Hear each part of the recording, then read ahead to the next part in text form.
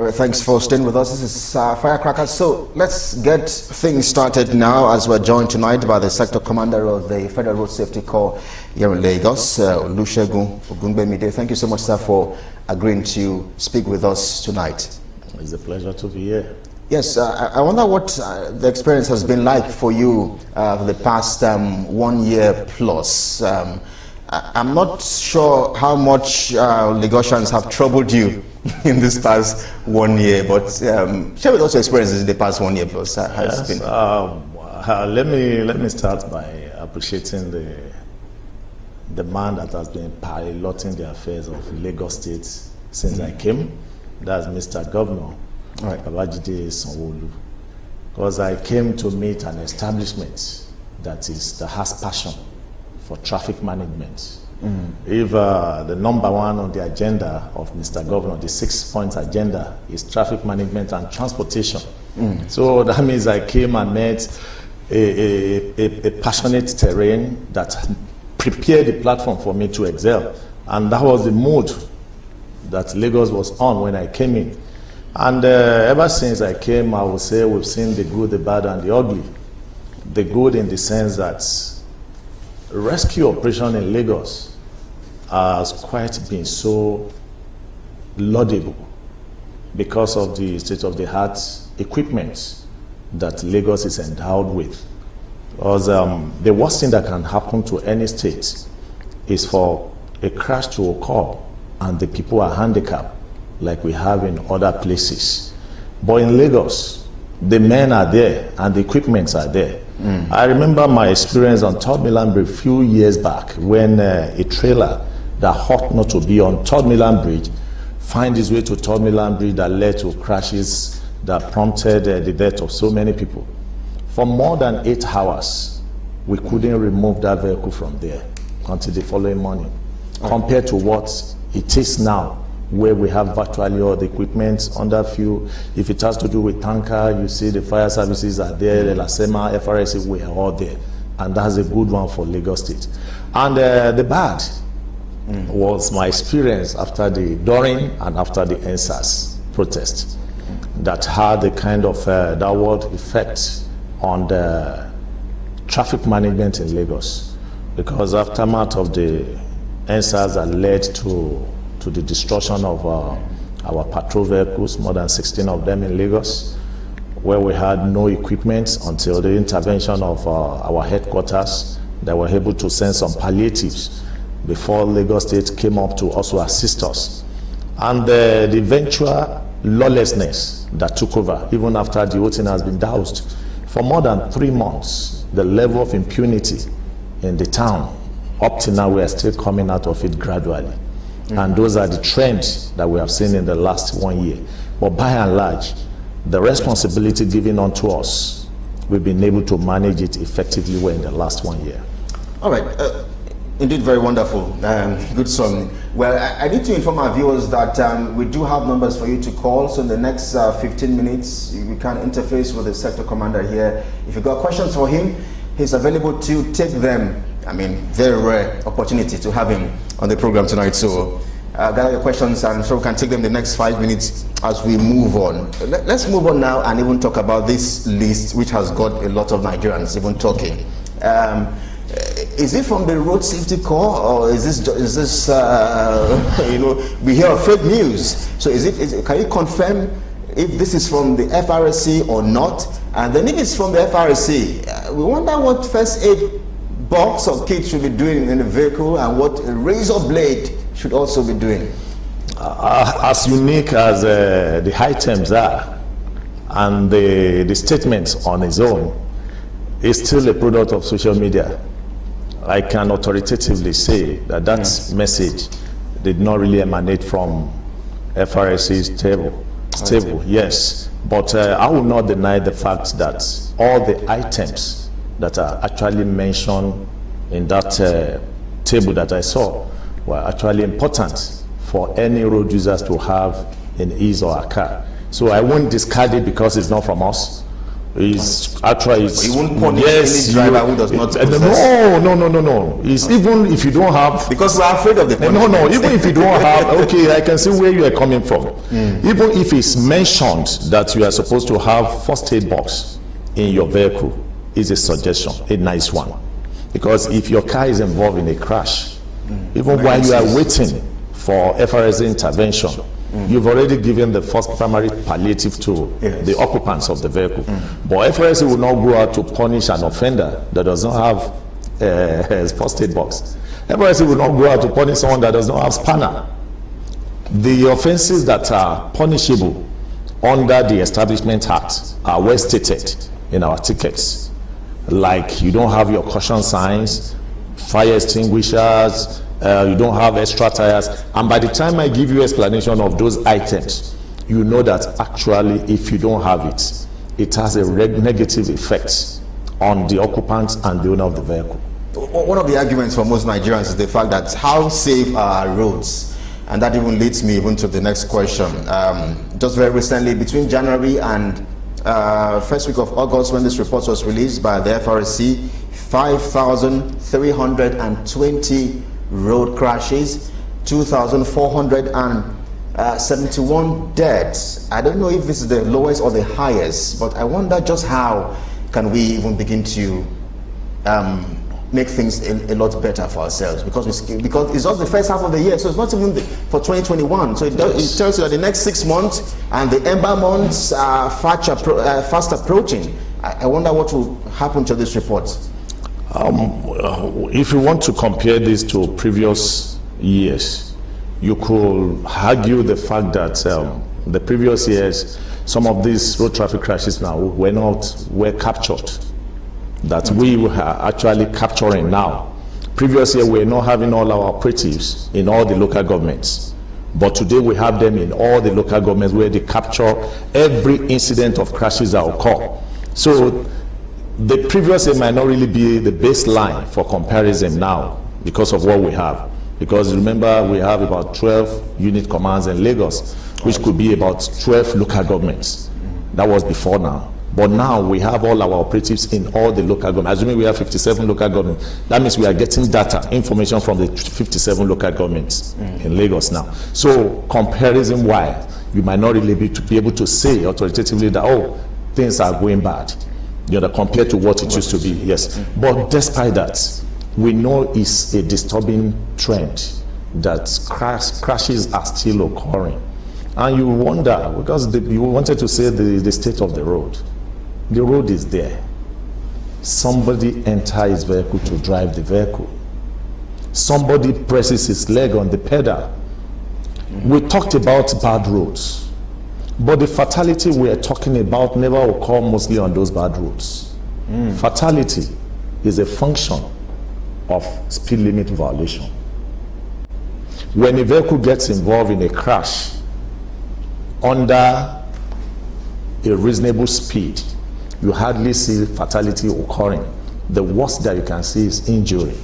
Right. When you see Lagos-Ibadan expressway, we record less fatality from Lagos to Ogere. Of recent, because of the smooth road from Ogere to Ibadan axis now, you see high speed violations all over the places. And when a vehicle gets involved in a crash under speed violation or high speed, the result is always fatality. And that's where we find ourselves now. I know for commercial vehicles, there was one time the call was trying to impose speed limits for commercial vehicles. Yes. I wonder if that has, how successful that has been. From the corporate angle, it's been quite successful, but we've not really been finding it too easy with the conventional union vehicles. When I say corporate, I'm talking of these organized transport establishments. Okay. But from the various unions, there's been some measures of resistance, especially in Lagos here. It's a continuous effort, and I know we're going to get there. But the truth is, the installation of this speed limit device has assisted a great deal compared to where we are coming from in curbing the excesses of driver and reducing fatality. All right. Well, we're winding down the conversation with the sector commander of the FRSC here in Lagos, and I'm sure we are now open to take your calls and questions for him. If you do have any, we have the numbers on the screen right now. Get to call us. We cannot take text messages, so ensure that you just do us a direct call. Call us as usual. We need to have this arrangement. When you call, you have to move away from your TV set or just turn down the volume of your TV set completely and ensure that your language is TV friendly, it's also broadcast friendly. And then, of course, you go ahead with your questions. Yes, so just before as we begin to take the calls now, we cannot have you on board here and not ask about some very key areas here in Lagos. They are Papa gridlock. I mean, I know that maybe you're a stakeholder. Yes. So I'm wondering what exactly is playing out with that area. It's after a while we get to see traffic again. You resolve it, but after a while it comes back. We'll get your response very shortly. But let's see if we can just speak to this caller. Yes, thank you for joining us.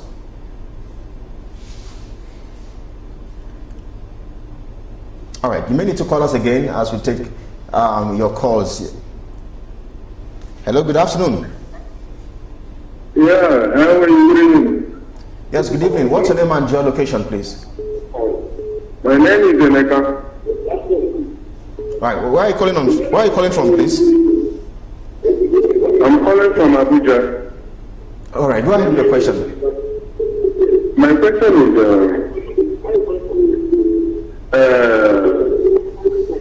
can you hear me? We can hear you. You have to just move away from your TV, please, and just go ahead, please. We're waiting for you. Okay. My question is considering. Okay, I'm moving away. Can you hear me now? We can hear you. Go ahead, Emeka, please. Yeah. My question is, I want to appreciate the FRSC sector commander in Lagos. The effort is putting. They are really doing a great job. But from my own angle, I think their job can only be well done if there are proper access roads, if there are good roads in our country.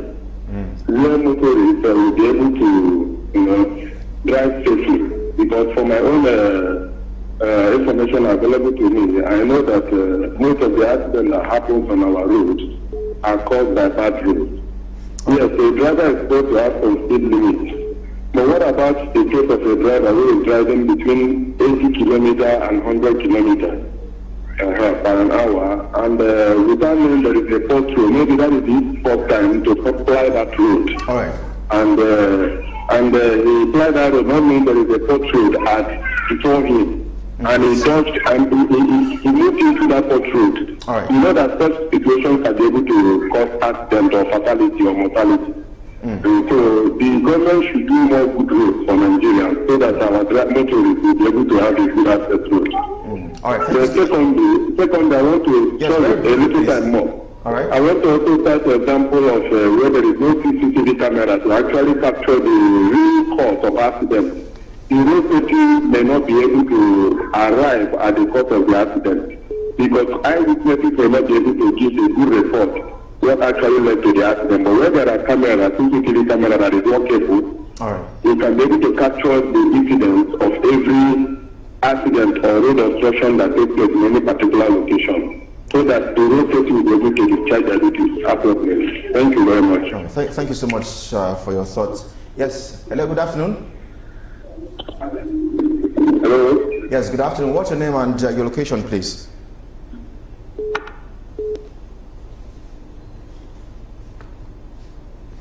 Okay. Well. Hello, good afternoon. Hello. Good afternoon. Your name and your location, please. My name is Mr. Martin. All right, just go ahead. Yes, go ahead with your question, please. Yeah, my name is Mr. Martin. Not really a question, but I want to say kudos to the federal road safety staff. They've actually been doing very well with what I've seen, and I wish them more details. So government is not to assisting them, especially with truck trucks and riders. These are things we need in order to bring us. If they can help us, those things, I think it should be equally very, very okay. Then aside from that, the person should even be showing their concern. But these are people that are doing business service, and they need to be appreciated. And the best way you can appreciate what people are doing is for what people are saying, the traffic rules and regulations. I think that one is very, very good. Thank you. All right, thank you so much. Maybe just one more before you probably respond. Yes, thank you for joining us. Hello, thank you for joining us. Hello?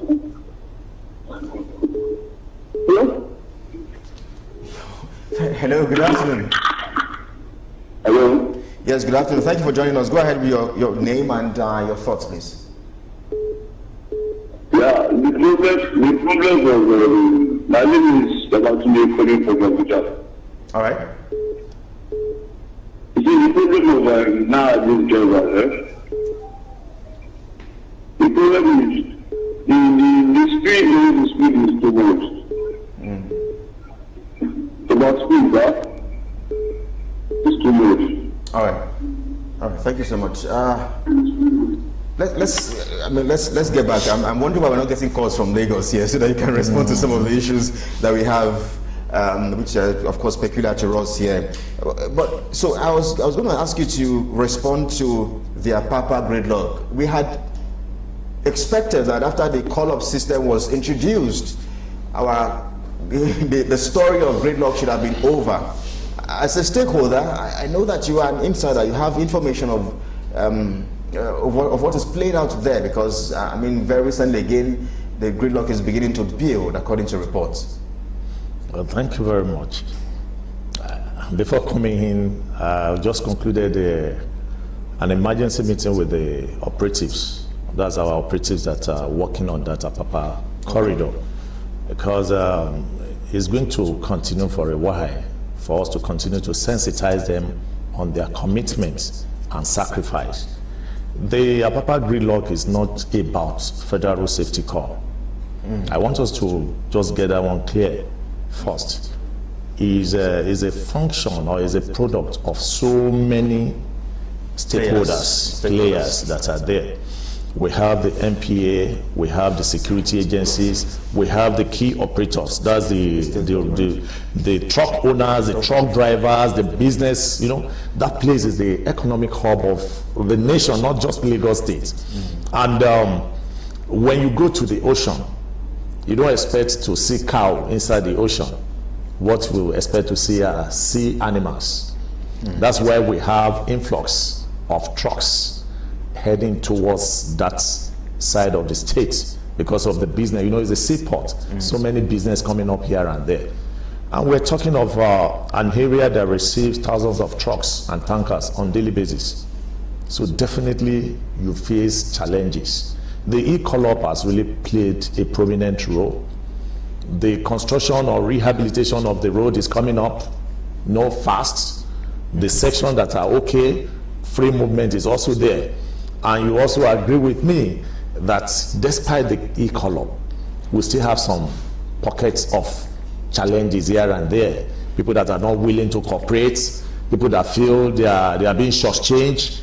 And we're talking of people that are hustling to make ends meet. So irrespective of the law you put in place, if they feel they are being shortchanged by the workability of that law, they still want to bring up some opposition. And these are the things we are managing for now. And you agree with me that compared to what it used to be, on daily basis we record improvements. Lagos today is a project site because of the effort of government. Even when they mention about the bad roads, government is not relenting. Every part of Lagos today, you see one construction or the other going on. There are some areas that are opened up now and the traffic is flowing. So it's just what is required now is that it's not a rocket science. It's a process. The people that are living around that area now are having some measures of leverages now because things are working. But our men are there managing the traffic, and I know it's a matter of time things will get better. The call marshal came around, I'm sure you are aware, to meet with the MD of MPA and Shippers Council. And it's all in the line of trying to make things better for that corridor. Yes, because we are really pressed for time. We had mentioned the Ember months. We are just a few days away, actually. Yes. It begins from September, which is just 2 days away or thereabout. I wonder what your plans are, because this period, in this part of the world, we keep seeing a hike in accidents and crashes and all of that. I wonder what your plans are as the command and your officers to ensure that here in Lagos, we can minimize such crashes. We can also help in terms of traffic management. I mean, traveling at that period too, yes. The Lagos-Ibadan Expressway is always jam-packed, totally shut down. You're right. Ours is a routine one, and at the same time, this time around, there are going to be some kind of unique intervention, just like we introduced last year. I say routine in the sense that we don't wait till end of the year or ember month before we started running around to make things work. Right from January, we started sensitizing members of the public, because I know the death that will kill a road user in December is the same one that has been killing people from January. So we try to, intervene accordingly. But despite that, because we know there's going to be an upsurge in traffic, we put all machinery in place now to up our game. One, I have spoke at length about the issue of community policing, that is borrowing that concept from security aspect. Community policing is about partnership and problem solving. Partnership in the sense that we work in collaboration with other stakeholders as regards this moment. Remember when the Kara issue was coming up when I came, 3 crashes in succession. I'm sure for a long while now, you've not heard much about Kara. Yes, of course. We had to interface with Julius Berger Construction on what we discovered in the course of our investigation that brought about these crashes, and there was an intervention. That was problem solving. We've had series of problem solve in the sense that towards the end of the year, the construction work along Lagos-Ibadan Expressway has to be suspended. That was what we agreed last year. I think from 23rd, where we now realign all the barriers to create more space for road users to move. We are still working towards that this year. I know we are going to get the cooperation of the contractors. And most importantly, what we also discovered brings about fatality outside Lagos is because people spend hours coming out of Lagos, especially the commercial drivers that take commuters out of Lagos during this festive period. A journey that will have taken you about 20 minutes from the garage to Opik will take you about 3-4 hours because of gridlock within Lagos. And what do you see? When they move out of Lagos, they want to catch up with the time lost. And how do you do that? That is going against the traffic limits, and eventually they get involved in crashes that most time get fatal. So with our sensitization, advocacy, and interfacing with all the other stakeholders, I think we are set for the season. All right, I guess that's a good place to anchor our conversation. Maybe 60 seconds or less. I wonder what your message would be out there to drivers generally here in Lagos. Yes, it's a new season we are entering. There's nothing you want to get that you wouldn't have gotten from January. All right. The only thing we can preach this time around is caution. Everything you do, put caution.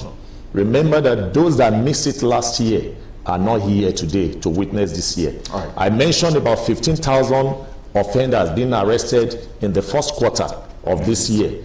It's an indication that those 15,000 were crashes that will have happened that we stopped in the course of our apprehensions. Because when you look at the causes of road traffic crashes, those are the offenses we stopped. So when you see our men trying to intervene in the course of their job, getting you apprehended, please cooperate with them. It's for your own good. All right. I'm sure Nigerians are actually afraid of the money they need to pay. They'll have to pay when they default. But I'd like to thank you most kindly for making our time to speak with us. We thank you for accepting our invite, Sector Commander of the Federal Road Safety Corps here in Lagos, Olusegun Ogungbemide. Thank you so much for speaking with us tonight. Thank you very much. We appreciate what you're doing and, of course, what your men are also doing. Thank you very much.